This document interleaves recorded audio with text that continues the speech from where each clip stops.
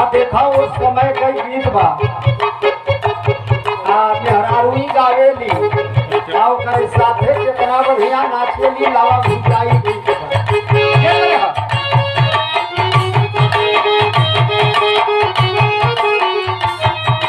पातर पातर झीना मछरिया अपन कमर हिलावे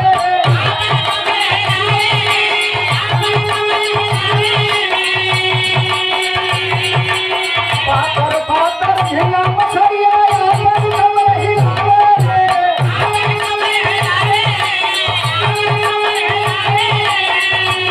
पातारी ना उनिया छिल पातारी ना उनिया छिल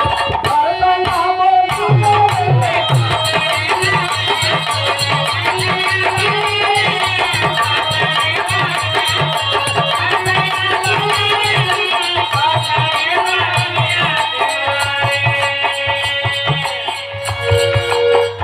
मुंशी जी का गाड़ी का हम बदला ले लोग मुंशी जी के नाव धो दिया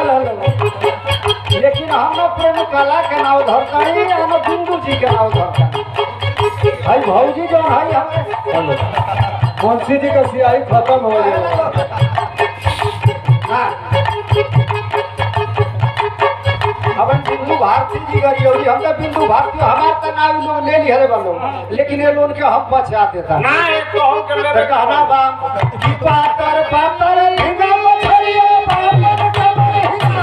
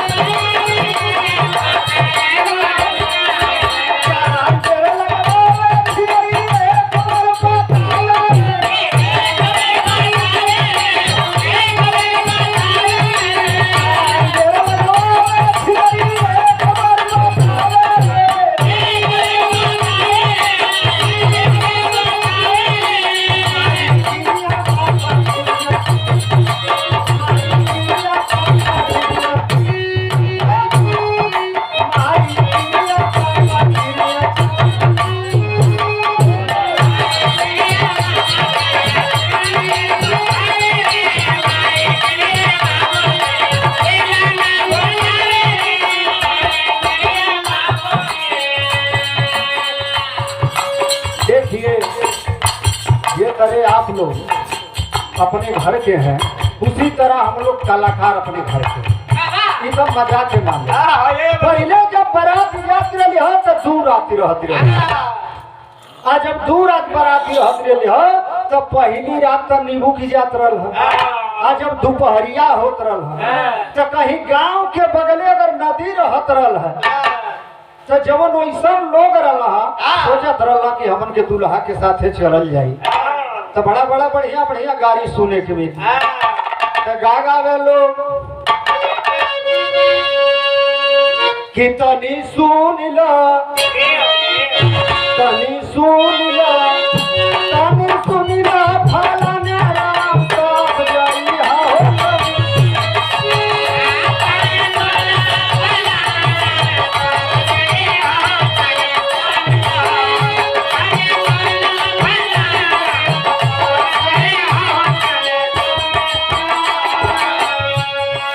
की बोल जो है गावत चालू कर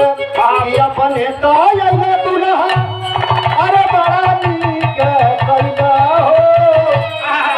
अरे अपन तो अइले दुल्हा अरे बड़ा नीक कइला हो आए ही छीनर छापी कहां से ले अइला हो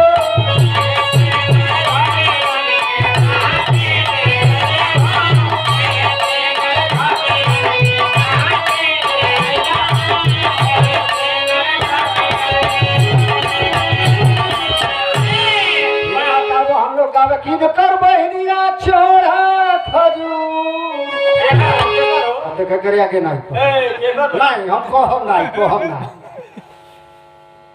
माता बहन लोग तमाम गीत अरे हमन के तो गीत कोनो कवि लिखेला मुंशी जी के कोई नहीं दाम अरे मुंशी जी के तना लगे तो मुंशी जी पर पारी लगा दे उनके पहले के सियाही खत्म हो गई बा कि अपने तायला दुल्हन अरे बड़ा नीक पैदा हो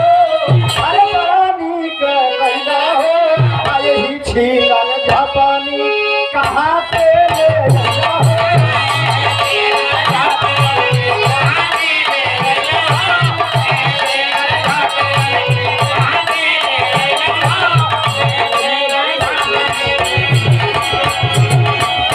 हो केहू गरिहारे है तो माता बहन कहीं उभौ जाई लगे उनके पर लहावल चालू कई ना बरतिहा कहे आज दादा ई तो अपनिए में लड़ी गई लो तब जे दूसरकी बोल सब भर के कहे कि अपने तो आइले दुल्हा अरे बड़ा नीक पैदा हो आए ही पतरी चटब कहां से